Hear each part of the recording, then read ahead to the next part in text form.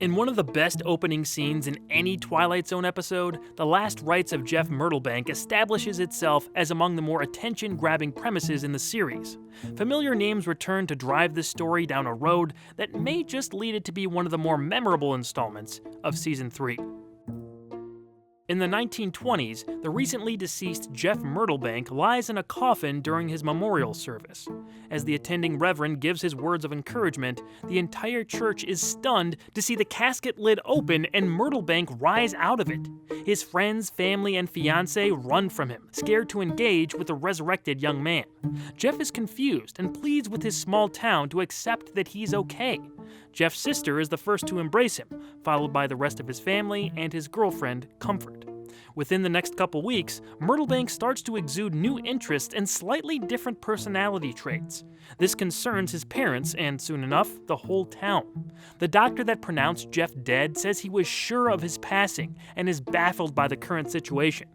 Rumors start to spread that the real Jeff Myrtlebank is still dead, and whatever inhabits his body now is some sort of evil spirit. After scaring Comfort by bringing her dead flowers, Jeff feels like he's on his own. That's when most of the village men gather to confront him, planning on telling Myrtlebank to leave town, or else. This was the fifth and final episode to be directed by Montgomery Pittman. It was also his third and final script, ending perhaps the most creatively in-control tenure of any director in the series. As a director, Pittman had a pretty good track record. Will the Real Martian Please Stand Up is likely his most well-known episode, and all 5 of his installments are at the very least decent. They're completely different from each other, which showed off his versatility. As a writer, Pittman had success with very little dialogue in 2, Western suspense in The Grave, and a good macabre mystery mixed with some comedy here. Unfortunately, Pittman died of cancer in June of 1962, the same year this episode hit TV screens. You don't hear him talked about as much as other writers or directors who worked on the Twilight Zone, but his individualistic legacy should not be forgotten. As fate would have it, the writer-director was able to work with his stepdaughter, Sherry Jackson, on his final TZ go-around. Jackson played female lead Comfort Gatewood. She was a working actress well before this and would go on to have a long career in the industry after. She plays an interesting role as Jeff's reluctant fiancé and is ultimately the deciding factor in how this story turns out. The episode is described as taking place in the southernmost section of the Midwest. It certainly feels like the American South, with some stereotypical depictions played up for comedy. Montgomery Pittman actually grew up in the South, so maybe this was him bringing some exaggerated experience to the setting. Honestly, I was surprised how well the story blended the mystery of Jeff's resurrection with some of the funnier characters and moments. Take Comfort's brother Orgrim. Well, you're just plain rotten stubborn. I bet all your kids are born with horns. It's time to put a stop to this. After all, I'm the man of the family. He didn't do nothing wrong. I ain't liked him since we were both 3 years old. Unhand me. How come he bested you tonight? 'Cause it weren't Jeff Myrtlebank I was fighting. James Best returned, making his second of 3 Zone appearances as the titular character.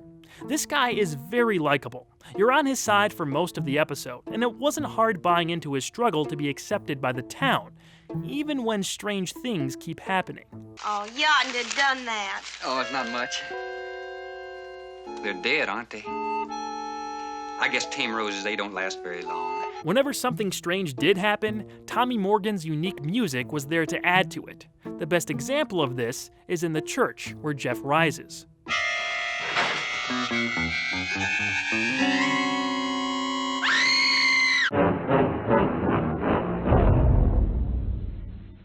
Still feeling love and a sense of loyalty, Comfort warns Jeff about the approaching mob. The townsmen tell Myrtlebank to get out of the community, thinking he's not who he claims to be. Comfort then stands with Jeff as he refuses to leave, warning everyone that if they're right about him and he is some evil spirit, he'll use magic to make their lives miserable. Feigning happiness over Comfort's decision to stay with Jeff, the men are terrified and back away, leaving the couple to go about their business. Jeff reassures his fiancée he's not a supernatural entity, just as the match in his hand lights up on its own. They walk off together, while Rod's narration mentions they're still alive today. Their son is even a U.S. Senator. I tried looking it up, but couldn't find out who Rod might have been referring to with his line about the US Senator. He of course didn't write this episode, but I wouldn't be surprised if he wrote that narration. He had taken political shots before, and since this story took place in the 1920s, the senator would likely be in office during the year of this installment's release. If you have any idea of who Mr. Serling may have been talking about, let me know in the comments. As for the big mystery of this episode, I'd love to hear your theories as well. My take on it is that it's still Jeff Myrtlebank, but he's been resurrected with some still emerging otherworldly powers. His outlook on life has also changed since coming back from the dead, hence some of his changed habits.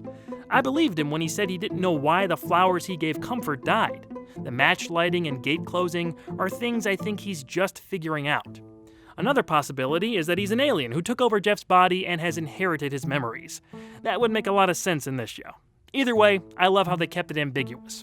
They even left questions from the very beginning, with Jeff rising out of the coffin with a blank, emotionless expression. Again, let me know your thoughts about this in the comments. It's a mystery that may never be solved, but it's one that we can forever visit in the Twilight Zone.